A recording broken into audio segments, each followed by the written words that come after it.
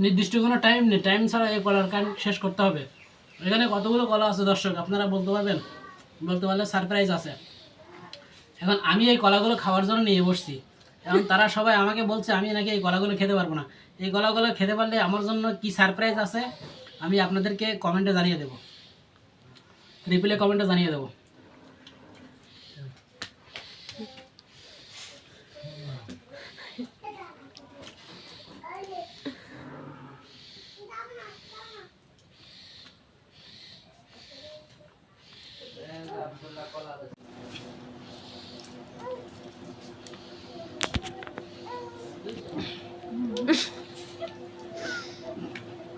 আর খাইতে না